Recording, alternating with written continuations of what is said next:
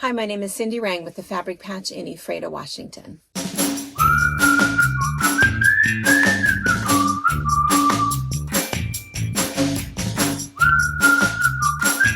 want to talk to you for just a minute about the Easy Piecing Grid. So this last Christmas, we had a couple of specials and we showed a bunch of fun, quick techniques and some things that you can do. And I'm going to show you that video. And what we did is we have a free download for you for a wreath, wall hanging, or a gnome. A Christmas gnome, which is kind of cool. And we're going to go to my sewing room and you'll see I kind of put it together and give you a little tutorial, but I just want to tell you what this stuff is. We've talked about it before, and maybe Anna can put a little picture of our thumbnail where we did this same thing last year for 12 days of Quiltmas. I think we were day 4. It was a whole different project, a quilt that was kind of similar to this, but I am addicted to this product. It's really nice. It's kind of been around for a long time. Quilt Smart does kind of the same thing where it's just this fusible piecing grid, just has little squares in multiple sizes. When you wash it, about 70% of it disintegrates in the wash, leaving just a few fibers underneath, so it doesn't add any bulk to your quilt. But what you do is it gives you this opportunity to piece perfectly and without manhandling all of these little bits, which is kind of cool. What's really nice about this particular product, it is not Quilt Smart, it's by a company called 10 Sisters, is that they have made the panels a specific size, 9 by 14 squares. Whether you're doing that in 2-inch finished, 1.5-inch finished, 1-inch finished, doesn't really matter. And so what's kind of fun, like this one, for example, is the 1/2-inch finished panel, 9 by, I think this one actually is 28. And I think you get like 4 of them on a panel. So kind of fun. But what's really, really cool is she has all kinds of pattern support, a bunch of different books. I think there's 4 different books. I think this one is the one for kids. And so in every book, she has the directions. We also have those as a download for you, free download, just exactly how to do it. But I'm going to show you in the video. But what you do is with each pattern, so you can see there's just 6 different panels. So you just cut out your squares, put them on there, iron, sew them together. And depending upon the size that you want your finished piece to be, do you want them to be 2-inch finished, 1.5-inch finished, 1-inch finished, whatever. So again, that's what I'm going to kind of take you through. I want to also show you, this one was her original book. I have made multiple quilts out of this book. In fact, I think this one is in there, and it's really the best way if you have some of these teeny tiny little squares, if you have a bunch of leftover fabric, some stuff that you just want to cut up into a palette and put together. So anyway, the other thing that we have on our website is we have all 4 of her books. We have all 4 of the sizes of panels. We also have the Minecraft kit, which is super popular. The Minecraft kit comes with 8 panels, and I think that you get 24 different, maybe 28 different characters, and you can kind of mix and match as you want. So what we're going to do is we're going to cut to the little class that I did for our Christmas special that's in my sewing room. And then what you're going to find is it's going to end relatively abruptly, because then I kind of talked about, Christmas specials and that whole kind of thing, which is no longer relevant. So so at the end, you'll just hear a little ditty and just a little reminder that if you're interested in these products, we have them on our website, or maybe your local quilt shop carries them. So enjoy. Let's start by showing you the panels.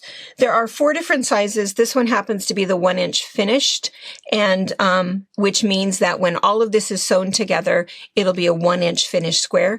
And we use this one with 1.5-inch size squares. You'll see that again in a second. And all of them are basically the same. They are 18 squares long by 9 squares wide. This one is a 1.5-inch finished. So the 1.5-inch, again, same thing. It's 9 squares across by 14 squares down. And this one, we would start with a 2-inch finished square. And then the largest of them is the 2-inch finished, and you can see quite a substantially different size, but again, 9 squares across by 14 squares down, and we would start with a 2.5-inch square in order to end up with the 2-inch finished. Now, one other one I want to mention is this tiny little baby guy, which is super, super cute. I will show you some other projects that we've done with this. Same idea, except this one, we are going to use 1-inch squares, and it's going to end up finishing a 1/2 inch. inch. And the other thing to know is that this panel, it is almost like having 4 squares of this. So it's going to be 18 across by either, what, 48 or 54? I think it's 48. 48 squares long. So a little bit different. Okay, so these are the panels that we're working with. Okay, let's show you some of the books. So there's, I think, 4 or 5 different book titles. This particular one is for kids. Now, what's really nice is that the center of every single book goes through all of the directions, exactly how to start, how to read the pattern, how to put everything down, how to sew it, and how to finish it. So the center of every book has all of the directions, even how to make, how she would suggest that you make half square triangles, but that's all they are, is either squares or half square triangles, and you can decide for yourself. And what's kind of nice is that the book for kids, you can see that it's 1, 2, 3 panels. And so then each book is going to show you that if you want to make it out of using the 1-inch finished square, it would show you how much fabric you need and what the finished size would be. If you're going to make it out of the 2-inch finished, it tells you how much fabric you need and what the finished size would be. If you're going to make it out of the or 1.5-inch finished and 2-inch finished, same thing. All of the amount of fabric that you need and what the finished size. But the pattern itself stays the same. You're just deciding what size squares you're cutting, what size half square triangles you're making, what size panel you're starting with, and that's what's going to tell you what your finished size will be. So what's kind of nice about the kids one is that nothing takes more than 6 panels. And so it's kind of cute. You could even, if you wanted to, make it 4 panels if you want to. And what's kind of fun is that maybe you will want to be the one to cut up all of the squares, but then once you give them the panels, it's almost like doing a puzzle. You just do a little puzzle, you do one of the squares, you're going to sew that together, do the next panel, sew it together, do the next panel, and then you put the whole thing together. So it's pretty clever the way that she's done it. So this particular one is the one for kids. This one is the one that I use quite a bit. It's just a really nice way to be able to make trip around the world and some of those maybe trickier quilt patterns. This one is heirloom quilts. All of these are done the same way. And she just does everything in pieces of in panels rather than blocks. So see panel number 1, panel number 2. And you're just going to follow all of those squares. You just do one at a time, sew the whole thing together, and it's just a little different way to do it. And then this one is actually blocks. We did this as a block of the month. Panel of the month is what we did. Again, it starts with all of the directions are the same, and then you can put it together a couple of different ways. So you can see one panel is actually 2 blocks. The second panel, the third panel. And all it is squares and half square triangles. And it'll tell you how much you need and what the finished size would be based on the size of panel that you chose. So what's nice about this is that it's just an easy, if you like puzzle piecing and you want your quilt to turn out exactly right, it's kind of nice. If you happen to be somebody who's a detailed quilter and you know how to make a Jacob's ladder and you're a little bit worried, it's like, well, I can go ahead and make that a whole different way and I don't have to worry about the interfacing. What you need to know about this interfacing is that it's designed very specifically. And it is fusible on one side, it's just regular on the other side. And the first time that and it's not very thick at all, but the first time that it's washed, 70% of it will wash away in the wash using leaving just a little bit of fibers behind. So it doesn't add any bulk to your quilt at all. You don't really notice it at all while you're piecing, and you absolutely don't notice it when the quilt is done. So anyway, all right, so that's just a review of some of the products that are available and what we'll have for you. We'll talk about your special at the end, but what we're going to show you and what's in your kit is these two patterns. This is the one that I'm going to put together with you today just to kind of show you a couple of steps, but you're going to get both. You'll get this wreath, and you can see that the wreath takes two different panels, and you can decide for yourself, again, if you want it to be 1 inch finished, which means that I'm going to start with 1.5 inch squares. It's going to end up being 14 by 17 inches when it's finished. If you want to start with 2 inch squares, making the 1.5 inch finished, it will end up 21 by 25.5.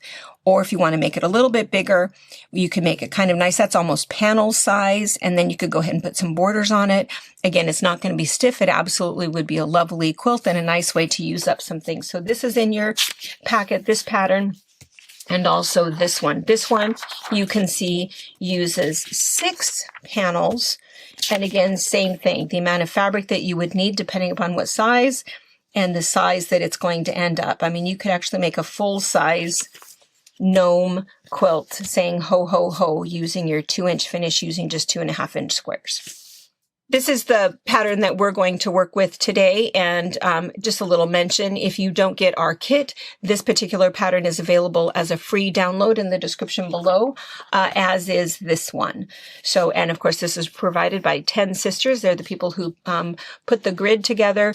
You will need the grid to be able to do it, so, but if you already have that at home and already have scraps, and you just need the pattern, you can get that in a couple of ways.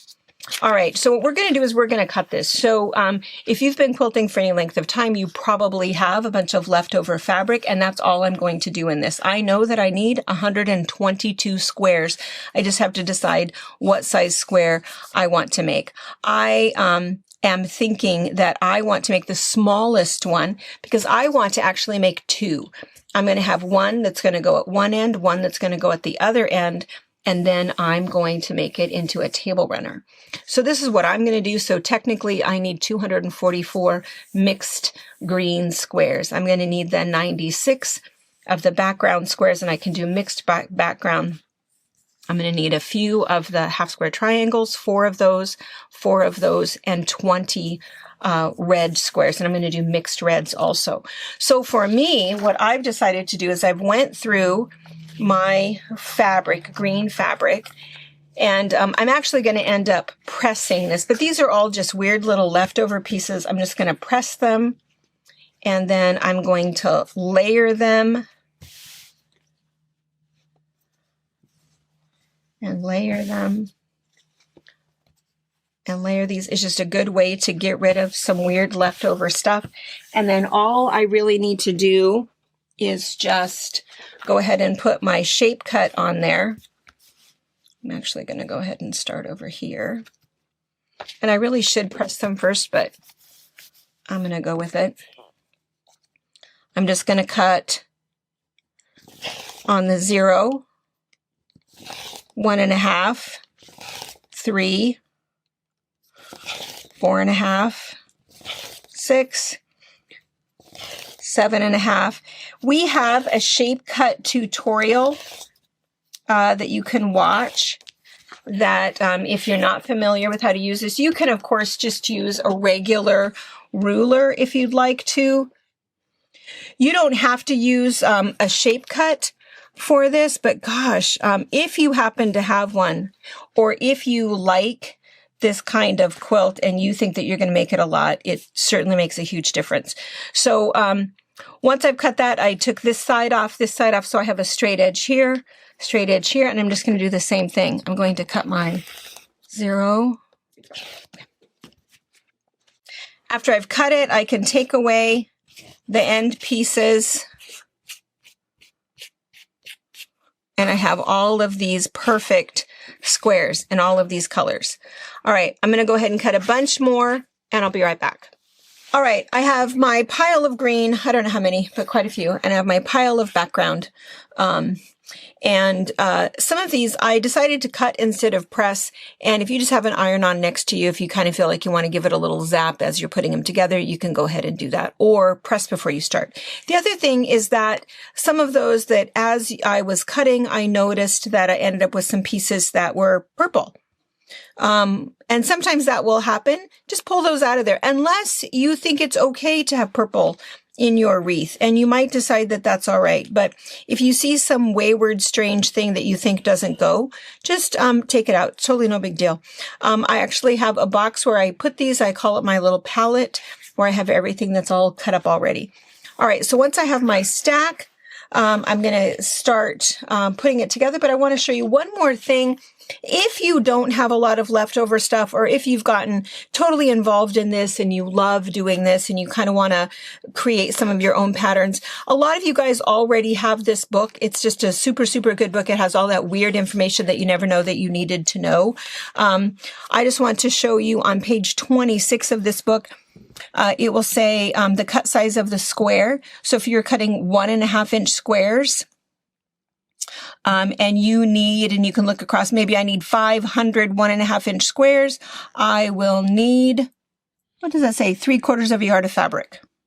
If I'm cutting 2.5-inch squares and I need 200 of them, I need 1 yard of fabric. So this is kind of a fun book. It has all of that kind of weird information, all of the math that somebody has already done for you in case you want to adjust a pattern. It also even has some sewing tips in here, exactly how to do all of the weird binding cuts.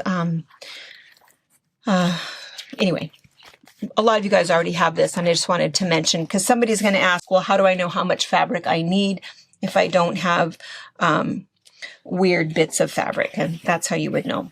Here is my grid. So I want to show you again.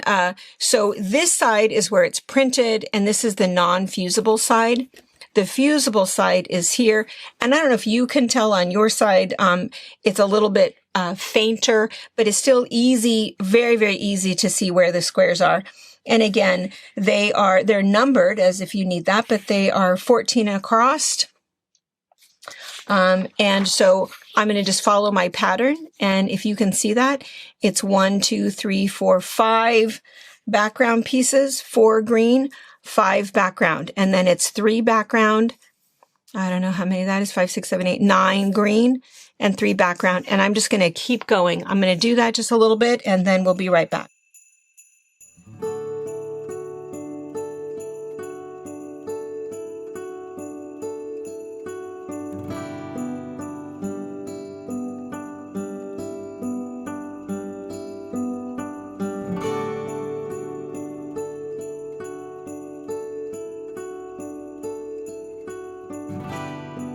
So that was fast forwarded for you guys, but it didn't take more than 5 minutes? Didn't take very long. Maybe. And I want you to notice a couple of things. One is that it's just kind of, I don't know if you can go in, it's just kind of inside the line. It's not the exact same size, and it's not supposed to be. And you'll see why when we start to sew this together. We need just a little space there where we're going to fold it over and sew. So you can see that this is kind of a fun thing. It's just like doing a puzzle. So this is the top half, and if we look at our pattern, you can see that what we've done is the first panel. So this is sewn together here, but Brianna's going to just cut that in half right there, because then we're going to do this second panel afterwards. But for this one, what we're going to do is now we're going to slide this over on top of an ironing board, and we're going to press it. So you can see all we're really doing, I don't really want to move too much from where I'm at. Your other option is to do this on top of an ironing board, which is probably what we would have done. But anyway, so now all you have to do is just press these in place, and you don't have to go crazy. This isn't one of those OCD things. Some of them might seem a little bit crooked. You have, up to 1/2 inch in between these. That's going to be in seam allowance. So you're actually okay. All you want to do is you just don't want to swoop your iron back and forth. You just want to set your iron down and pick it up so that you're not sliding anything, out of the way. And you really want to kind of stay away from the fusible stuff, because you don't want that to get on your iron. And we have a pressing sheet that you can use if you kind of feel like you are getting over close to that edge. Just go ahead and put it on a pressing sheet. I have a couple different kinds. This one is actually a silicone one If that's what you have, then that works out great. And if you do have that on top, you actually can kind of slide a little bit if you feel like that's what you want to do. You might also have the white one, which works exactly the same way. It's a little bit bigger. So I'm just going to keep pressing this until all of these squares are fused down to the squares to the grid underneath. Okay, I think it's basically down. A couple things I want to show you. One is this thing gets hot, so be careful with that. If something gets a little wonkadoodle, all you really have to do to fix that, heat it up a little bit, and then peel it up, reposition it, and put it back down. One other thing to mention really fast is that if something happens and you do get your iron dirty, if something happened and you got some of the fusible web on there, Iron Clean is the product that you want to use to clean your iron. All right, now that we've done that, I'm going to go ahead and slide my mat out from underneath this. Panel number 1 is complete. I'm going to go over to the sewing machine, but I want to show you here what's going to happen. The fact that this is all pressed down, it just means that these squares are not going anywhere. So I don't have to, hold 2 squares together and hope they don't slide, and then put those together with 2 other squares and put those together with 2 other squares. Everything is right where it should be. Not only that, when I go to sew this, it is perfect. Now I just have to sew my 1/4 inch seam allowance. I can't mess up even if I wanted to. After I sew that seam, I'm going to flip that one over. Sew my 1/4 inch seam allowance. After I sew that one, I'm going to flip that one over. Sew my 1/4 inch seam allowance. And I'm just going to keep doing that all the way over. And then I have one other little step, and then I'll do the other row, and I'll show you that. So I'm going to go to the sewing machine. I'm going to sew these, and I'll be right back. Okay, so now it looks like this. You can see it looks considerably different, and it has shrunk in, but pretty soon it's also going to shrink down. So all of these were sewn. And what will happen is it's possible that something might lift up. You can go over and hit that with the iron again if you want to, but it's not really going to go anywhere. It's kind of no big deal. You can just leave it alone if you want to. Then what you're going to do is you have to flip it over, and you have to snip this little part right in here. And you just want to make sure that you have good scissors that'll snip clear to the end. And the reason that you have to, and if something happens and you actually cut through that stitch, it's not going to matter.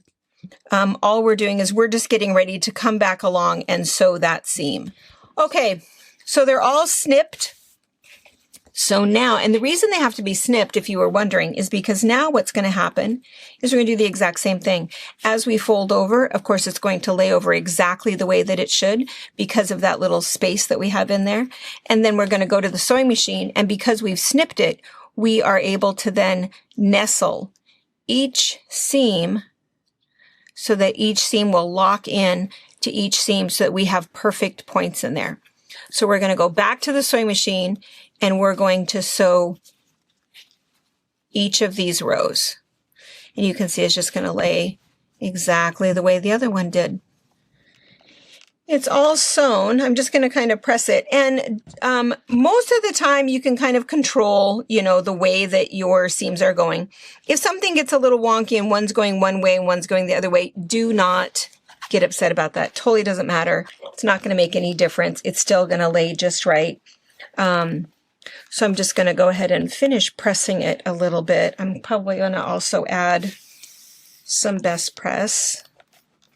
You can see that every seam is exactly right. Exactly spot on. There isn't anything that has shifted or adjusted at all. Everything is exactly where it should be. So I'm going to finish pressing this. After I've done this, I am going to go ahead then and trim off the outside stuff. I don't need any of that leftover stuff. And then I'm going to make the second panel because, of course, this was the top one. I'm going to go ahead and put this one together the exact same way. The only thing that's a little bit different is I have to pre-make my half square triangles. So she does tell you in the book, and you can make them any way you want to. I am just going to go ahead and use my 2-inch squares, right sides together, sew them, and then trim them down to 1.5 inches. And I need 4 that look like that and 4 that look like that. So I'm going to go ahead and put this panel together, sew this together, and then I'm going to show you the very last step. All right, I have it together. So I went ahead and sewed the second panel, pressed it, and then you can see that then all I did is I just trimmed off that outside edge. So it looks like I just like sewed everything together, all old school, which I of course did not. And so now all I have to do is I just have to sew these 2 panels together, make some decisions about borders or how I'm going to do it, and I'm all good. Thank you for watching our video. We invite you to leave a comment, hit the like button, or better yet, subscribe to our channel so you never miss an episode. You can also visit our Instagram, Twitter, Facebook, or Pinterest pages, or find all of those things and our online store at fabricpatch.net.